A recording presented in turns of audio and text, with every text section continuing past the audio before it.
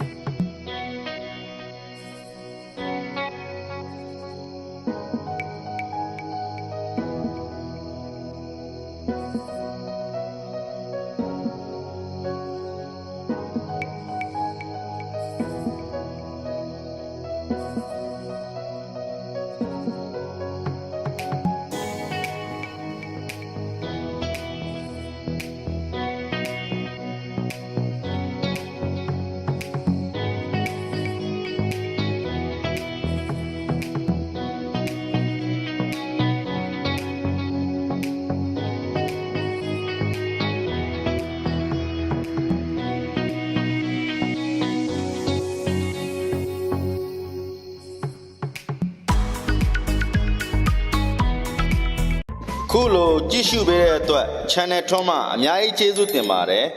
like and subscribe လေးလုပ်သွားပေးဖို့လည်းမမေ့ပါနဲ့နော်